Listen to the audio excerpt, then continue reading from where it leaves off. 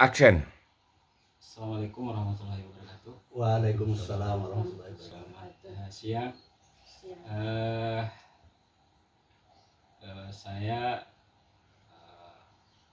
dalam hal ini sedang berkumpul ya dengan tokoh-tokoh yang ada dari NTB khususnya Bima. Tentu dalam hal ini ada persoalan hukum yang harus kita angkat, ya kan. Mudah-mudahan nanti ini ada masukan-masukan juga dari pihak teman-teman yang ada di luar sana terkait dengan persoalan ini. Pertama saya perkenalkan dulu, beliau ini Pak Haji Sirajuddin SH ini pengalaman di Polda Papua ya, sebagai penyidik senior ini. Beliau ini udah malah melintang lah di sana. Kemudian di tengah ini salah satu ketua umum ya, ketua lembaga adat Jonggo, ya kan, yaitu Masdo Arifin Janat SH. Nah ini Ibu Farida ini tokoh aktivis ya, salah satu aktivis yang selama ini berjuang terkait dengan persoalan-persoalan di Tembora ya, Desa Oiketupa. Desa Oiketupa. Oleh karena itu saya coba masuk sedikit, coba kira-kira seperti apa narasi yang ingin dibangun oleh Pak Haji sebagai salah satu tokoh ya, yang bagian dari representatif kepentingan masyarakat yang ada di sana terkait dengan persoalan hukum yang ada di Oiketupa atau di Tembora. Seperti apa, coba ceritakan. Jadi terima kasih Pak Benyamin. Saya akan menyampaikan secara garis besar aja yang mengawali kegiatan kami tentang penderitaan masyarakat Desa Oiketupa yang sudah sekian tahun tidak pernah digubris, tidak pernah ada realisasi. Nah, yang mengawali perjuangan ini kami himpun data. Kami lakukan klarifikasi mengenai keadaan masyarakat Desa Oiketupa sampai terjadi lahan yang dimiliki atau halaman yang dimiliki terhapus, tidak ada lagi, hilang sama sekali. Nah, berdasarkan data itu, penderitaan itu yang diceritakan oleh sebahagian besar masyarakat Oiketupa, kami menghimpun dokumen data. Berdasarkan data itu, data awal, kami koordinasi dengan Pak Haji Jainur ya waktu itu ya, mantan bupati, karena hampir sebahagian besar permasalahan Oiketupa itu beliau tahu, pernah mengalami, pernah merasakan, gitu. Tetapi mungkin karena jeda waktu, masa transisi kepemimpinan beliau, sehingga persoalan ini sampai ke belakang ini tidak tuntas. Gitu. Nah, atas petunjuk beliau, kami buatlah satu dokumen. Nah, dari dokumen itu mewakili semua permasalahan yang ada di Desa Oiketupa, terutama menyangkut masalah yang difasilitasi oleh pemerintah, sarana dan prasarana, sehingga terjadi Desa Oiketupa ini sekarang ini menjadi desa definitif. Tapi sebelumnya kami buat ini laporan dokumen ini ke DPR RI dengan tembusan 11 kementerian dan 1 lembaga, yaitu Kapolri. Langkah-langkah yang diambil ini, yang pertama. Kemudian pada waktu itu kami juga menghubungi berbagai pihak, terutama di DPR RI yang ada hubungan, yang ada sangkut pautnya dengan masalah Oiketupa ini, terutama yang menjadi alot waktu itu pembicaraan itu di Komisi 2 dan Komisi 3 ya.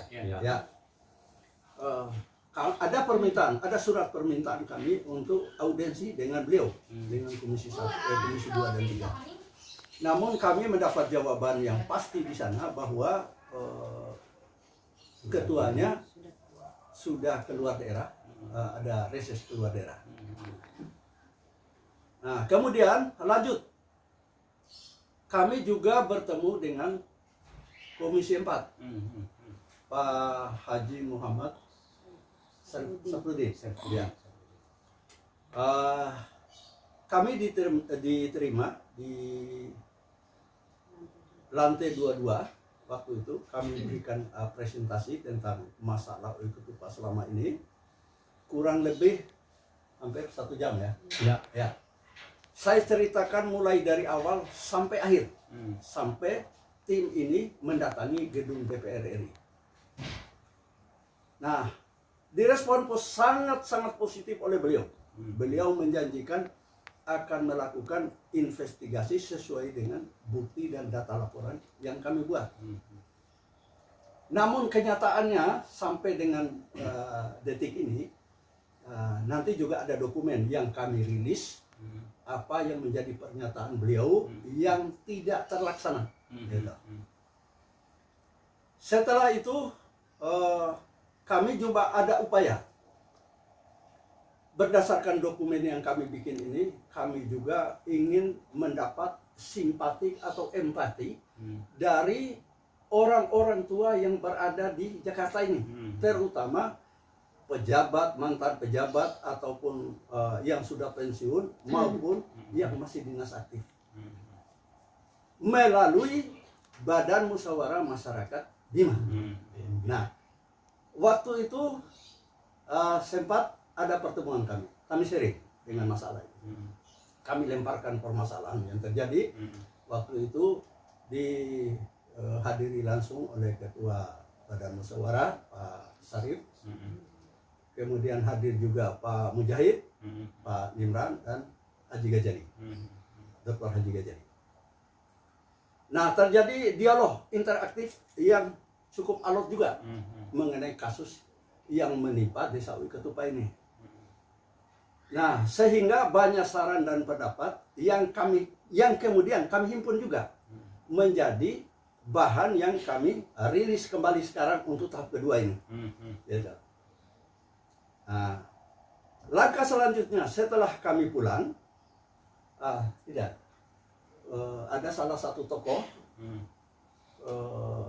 masyarakat Bima di sini, yaitu beliau itu Haji Jakaria, mengundang kami tim dari Lasdo ini karena ada hubungan emosional yang melekat, karena beliau juga pernah berbakti kepada Mora waktu itu, sebelumnya gitu. Ya, ada benang merah ya. Itu. Ya kan, kami sampaikan hal yang sama seperti di anggota DPR RI. Maksud dan tujuan kedatangan kami ini menyampaikan kepada pemerintah, eksekutif dan legislatif. Ya, bagaimana jalan keluar yang ditempuh karena sudah sekian lama. Banyak jalan yang sudah ditempuh, tetapi tidak ada respon sama sekali. Gitu. Baik oleh pemerintah pusat maupun oleh pemerintah daerah. Ya. Nah, setelah selesai itu kami pulang kembali ke Bima. Nah, ada masa transisi yang cukup jauh.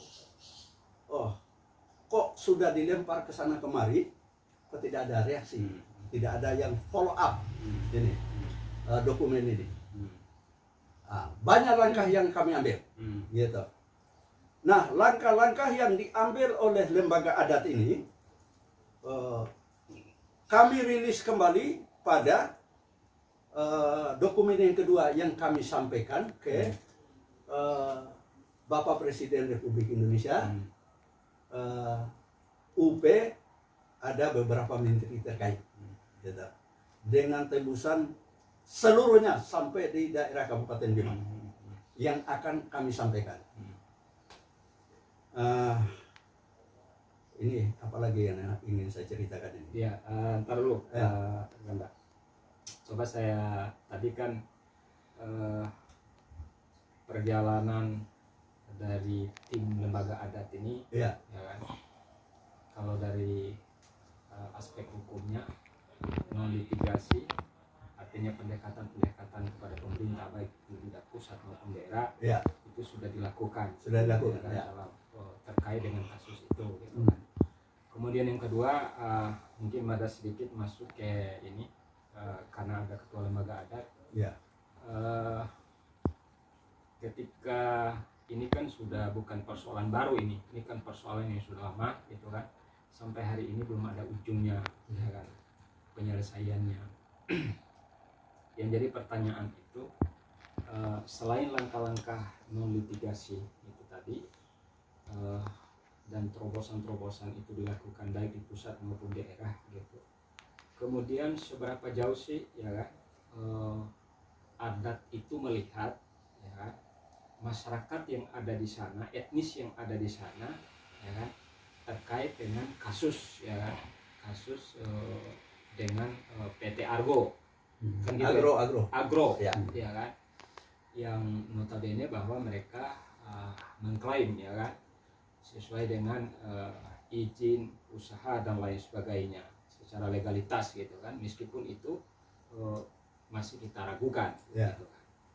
Lalu kemudian seberapa jauh respon masyarakat yang ada di sana dalam rangka dukungan, ya, support, ya kan, motivasi terhadap adat, ya, selama kasus itu. Kira-kira seperti apa menurut ketua adat?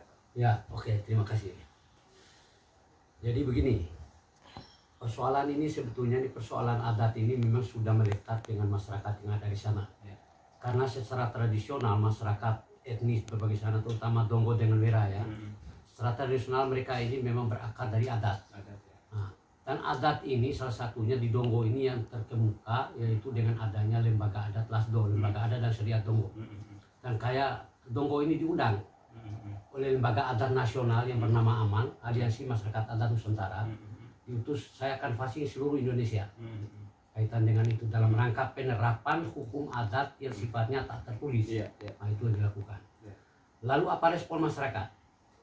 Sudah berbagai kelembagaan dan perorangan yang harus melakukan pembelaan terhadap masyarakat yang ada di Ketupat beberapa tahun yang lalu.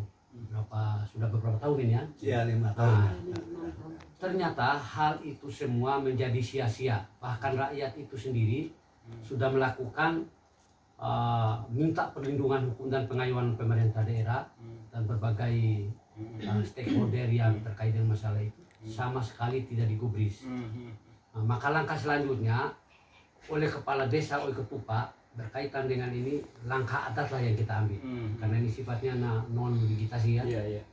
Ya, kita berjalan sesuai dengan kuasa yang diberikan oleh masyarakat sana bersama kepala desanya. Dan kalau itu kepercayaan masyarakat supportnya itu tinggi. Memang ada sebagian yang pro dan kontra di masyarakat itu. Kenapa? Karena memang di bagian sana itu ada hegemoni kekuasaan itu seolah-olah unlimited, tanpa batas. Karena berkaitan dengan masalah-masalah penekanan, pressure, mental, dan orang-orang masyarakat itu kan masyarakat awak. Nah, itu yang dilakukan. Nah, maka masyarakat di sana meskipun di dalam hatinya terpendam, tetapi dukungan terhadap perjuangan ini melalui lembaga adat ini sangat tinggi. Karena tidak ada keberatan selanjutnya. Karena adat sudah melalui satu tahapan-tahapan berikutnya, gitu kan.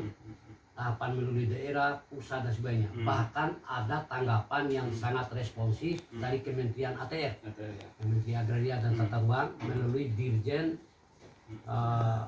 bidang konflik dan penyelesaian masalah kasus pertanahan itu. Nah, itu yang sudah turun. Surat itu ditujukan kepada BPN sebagai teguran. Dalam surat itu dua pernyataan yang sangat vital: lakukan penyelidikan secara yuridis, kemudian lakukan pengecekan secara fisik. Hal itulah yang menjadi sampai kita ini terbangkit lagi untuk yang kedua kalinya ini ke pusat ini, karena tidak terjawab secara tuntas dan memenuhi syarat substansinya. Gitu. Ya, ada petunjuk pelaksanaannya. Ya, itu. Peraturan Oke, Menteri. nanti ada kembali ke Pak Haji, cuman sedikit aja karena ini Ibu Frida ini bagian aktivitis ya, penggerak ya selama kasus ini muncul ke permukaan. Kira-kira apa sih seorang perempuan punya militansi gitu kan untuk melawan ya, kalau kita membahasakan bahwa itu adalah sebuah kejoliman ya. Apakah ada ancaman teror dan lain sebagainya selama berjuang ini seperti apa? Singkat aja. Ya, itu sudah pasti itu. Karena saya berjuang untuk menjadi aktivis di sana. Ya selalu saja ada ancaman. Sepertinya rumah saya sudah 2 dibakar. Ya karena saya bergerak rumah saya dibakar. Ini sepulang kami dari Jakarta untuk melanjutkan kegiatan ini, yaitu untuk membela hak-hak kami, dan kami meminta keadilan ke pemerintah pusat. Mungkin disinilah tempatnya kami berakhir dengan perjuangan yang kami hadapi. Sepulang kami rumah saya lagi dibakar 1. Oke, terima kasih. Terus kemudian yang kedua, mungkin ini untuk menyimpulkan ya, Pak Haji tadi sudah disampaikan bahwa perjalanan pendekatan atau non litigasi tadi, langkah-langkah untuk menyelesaikan permasalahan ini. Lalu kemudian apa sih yang belum dilakukan gitu kan? Karena tadi kalau statementnya tadi sudah dilakukan pendekatan berbagai pemerintah ya, eksekutif, legislatif, itu semua sudah dilakukan, bahkan di daerah sudah berbagai cara pendekatan itu, tapi hasilnya nggak ada kan gitu. Lalu kemudian yang belum dilakukan itu apa sih, yang mau ke depan itu seperti apa kira-kira gambarannya? Jadi berdasarkan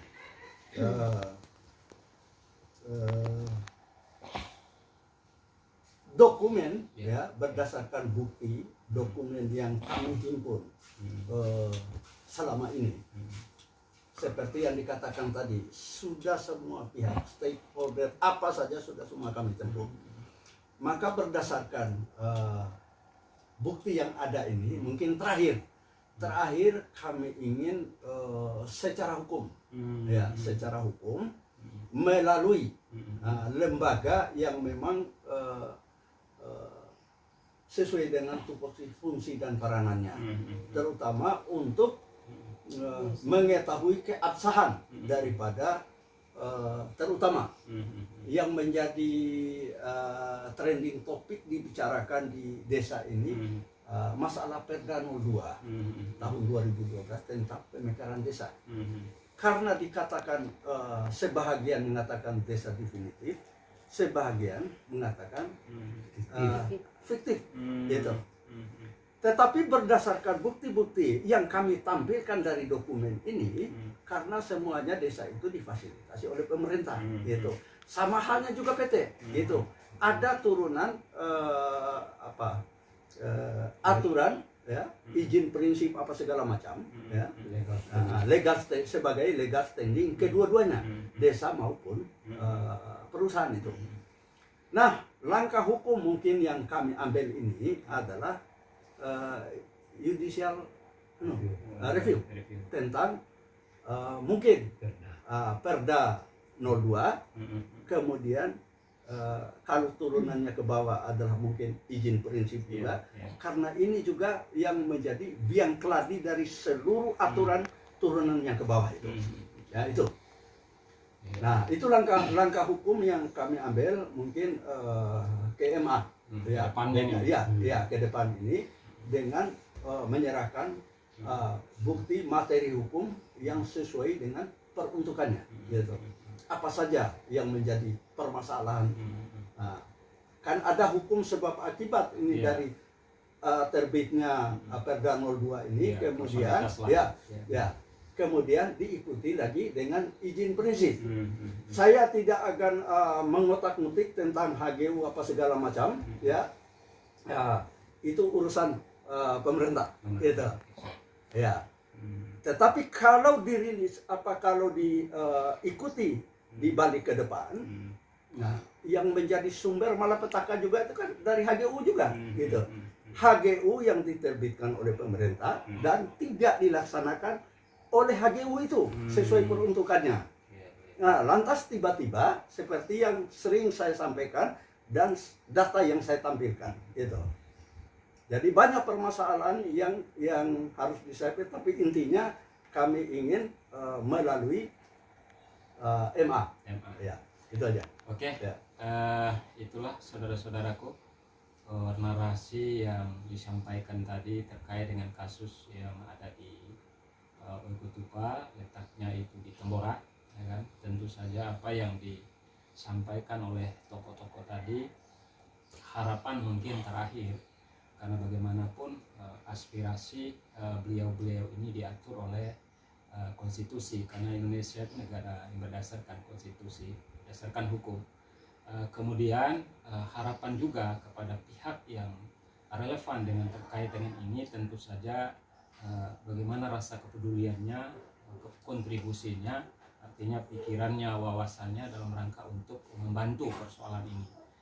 Baik itu teman-teman atau saudara-saudara kita yang ada di daerah hari ini yang menjadi pejabat maupun yang sudah praktek, ya kan, akademis, praktisi dan lain sebagainya. Coba deh kira-kira bagaimana kita memformulasikan dalam rangka untuk membantu, ya kan, terkait dengan kepentingan yang ada di daerah.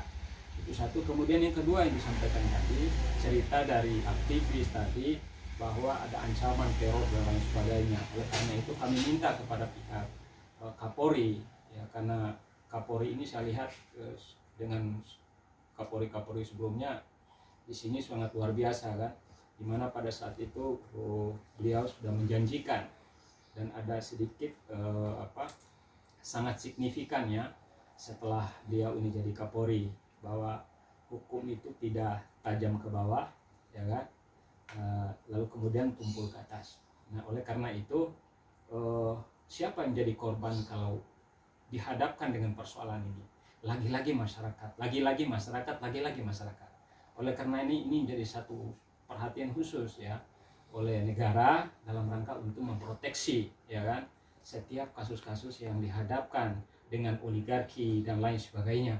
Oleh karena itu mohonlah, ya kan, masyarakat itu dilindungi, diproteksi hak-hak hukumnya, hak asasinya dalam rangka untuk memperjuangkan dan memberikan aspirasinya untuk kepentingan mereka yang ada di sana. Terima kasih, mohon maaf, ya kan.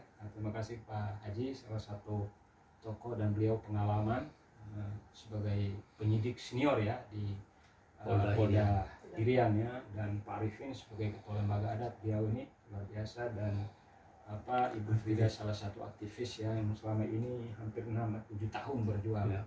Tapi insya Allah mudah-mudahan mohon doanya dan coba diberikan juga masukan-masukan yang konstruktif untuk langkah litigasi ke depannya seperti yang dideskripsikan oleh Pak Haji tadi. Mungkin itu aja, jangan lupa subscribe, ya kan, dan komen video ini YouTube Beni Ompu Sengaji.